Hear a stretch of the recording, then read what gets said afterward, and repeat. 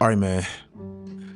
NBA Christmas Day saw an 84% jump from last year. This came in the midst of my Ravens punishing Houston and the NFL having a massive Netflix day. Now, the biggest draw, of course, was still LeBron and Steph. And I think it's safe to say these two have carried the last decade, and to this day, viewership-wise, they still do. If you don't quite believe me, look at the last two playoffs. Last year's playoffs, if you exclude the pandemic-affected years, was the lowest playoffs watched since the 2010s. Meanwhile, the 2023 playoffs was one of the best viewership-wise in years. Now, the reason for this is very, very obvious. In 2023, the Golden State Warriors were the reigning champions. Last year, they didn't even make the playoffs. In 2023, the Lakers made the playoffs again and actually made the conference finals. Last year, they got gentlemen swept in 5 games. In 2023, Stephen Curry and LeBron met in the second round. And what exactly do you think happened? Fireworks. That one series was the most watched non-conference final series in almost 30 years. These two players, at going on 37 and 40, are still the NBA's main attraction. And that's exactly why we see this conversation everywhere. Today's video is sponsored by DraftKings Sportsbook. All the holidays are here, which means all the sports are in full effect. And DraftKings wants to make sure you get the most out of your sports watching experience, and they're back with an offer you really can't miss. All new customers have to do is bet just $5 on any wager and get $150 in bonus bets if your bet wins. If you're lost as to what to do with that $150 that you possibly won, try DraftKings same game parlays, where you could combine multiple bets from the exact same game for a shot at a much bigger payout. If sports betting is not yet available in your state, don't worry. You can still join all the fun with DraftKings Daily Fantasy. All the sports are here. Download the DraftKings Sportsbook app right now. New customers sign up using my promo code Swishout, place just $5 on any wager, and get $150 in bonus bets if your bet wins. That's promo code Swishout, only at DraftKings Sportsbook. But it's not just load management, it's also about guys living up to the superstar mantle. It's like, well, they put a lot of their marketing ideas and dollars and eggs in Zion's basket. He has not lived up to it.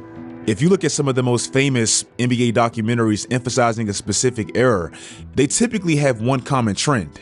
You normally see that passing of the torch type moment. The Dream Team documentary, you can clearly see it with Magic and Bird, the kings of the 80s, passing it to Michael Jordan, the undisputed new king of the 90s. The Last Dance that released 4 years ago, they made sure they added Michael Jordan coming into cross with his new mentee, Kobe. Historically in the NBA, who has next always mattered. Even if you look at this Kobe-Steph moment, it holds so much weight because it's a passing of the torch approval type moment. That one specific season, Stephen Curry went on to win his first NBA championship. The following season, Kobe's last game was also being aired and shared viewership-wise, with Golden State breaking Chicago's 72-10 record.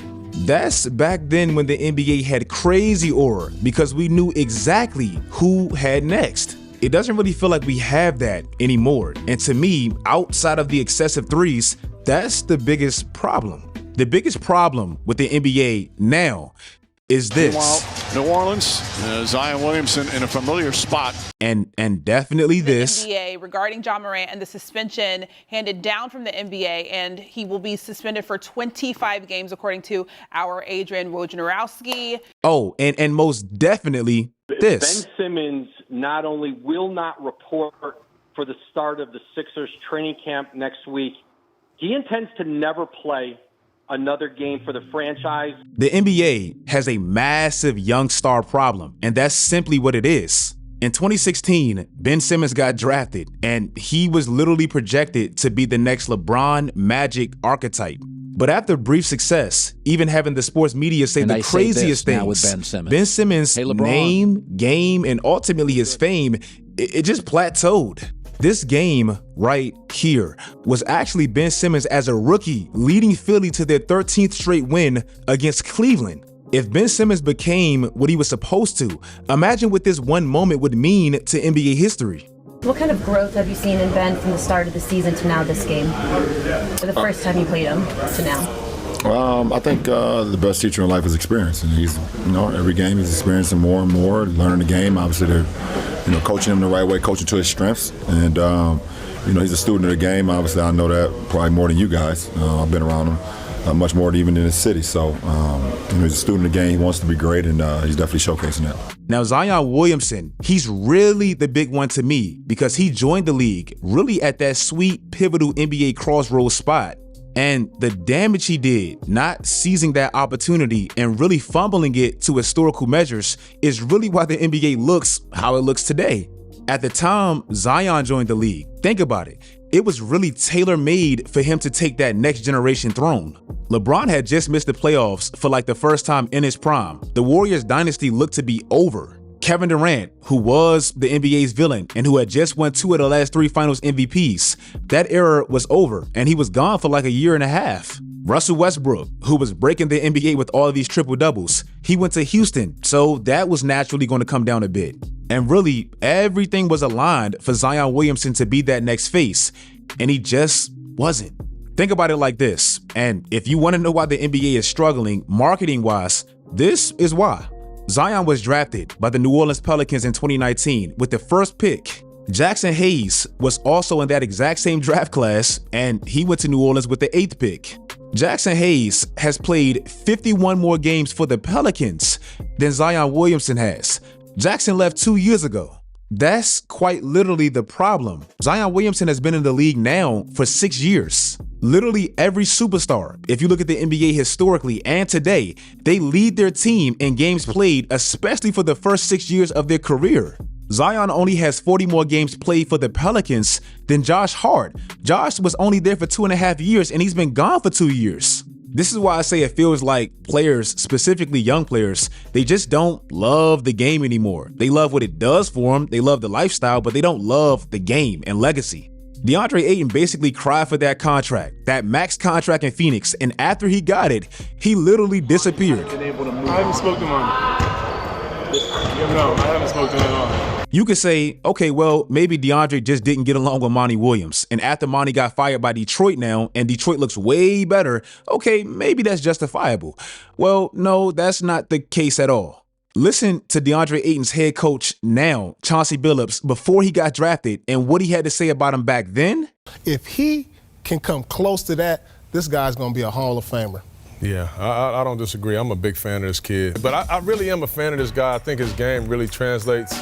And I'm with you, Paul. If he plays with the same type of intensity that KG does, even a little bit, with his ability, he's got a great career ahead of him. And listen to what he said about him now and why he had to bench him for a whole second half. Is there a reason that DA only played the first 2 minutes of the second half? I like the spirit in the game. This is a #1 pick on a max contract who was supposed to be a generational type big that plays with no spirit still.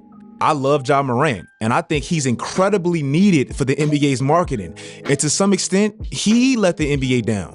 Christmas Day 2 years ago featured Golden State versus Memphis, something that seemed to be becoming a brand new rivalry. Y'all thought y'all hated players like Dylan Brooks and Patrick Beverley? Well, they're great for the NBA. Ja Morant, in his first 6 years, just like Zion, 2 American stars in the exact same draft class. He's not even in the top 3 with games played in his first 6 years, and stuff like that is the problem. Jalen Green showed moments. This is a #2 pick in the draft 3 years ago, but he still has yet to take that significant leap, and we know he has talent. Scoot Henderson, this man was paired with Wemby.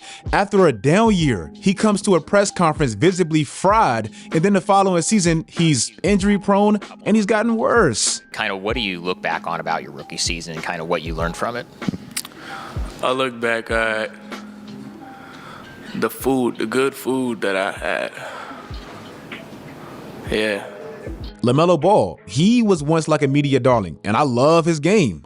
But honestly, I don't love it to win. It's like down there in Charlotte, they have a culture of bad basketball. You pair that with LaMelo not ever really being there consistently, and this is why the NBA has a massive problem. You know why the NBA used to have so much aura back then as opposed to now? It's because Allen Iverson, one of the most popular players ever, led the NBA in minutes multiple times. for his career, he averaged 41 minutes a night. Shaquille O'Neal, for as much shit people give him, he's never missed a playoff game in his career, ever. Kobe Bryant, in his prime, played 94% of his games. James Harden, you know why his Houston years are so memorable? It's because he gave you so many moments because he played 95% of his games. Russell Westbrook, until he turned around 30-ish, didn't miss games. Kevin Durant, before that Jones fracture in his foot in 2014, didn't miss games. Stephen Curry, he had ankle injuries. Still, in his first 5-6 years in the league, he led them in games played. This is the good stuff that's still going on in the league on a night-to-night basis. Shit. If you guys like this video, let me know in the comment section how exactly you guys feel about the current state of the NBA. Follow my social media sites. Happy holidays, everybody. Do all that great stuff, guys. And until next time, as always, stay tuned.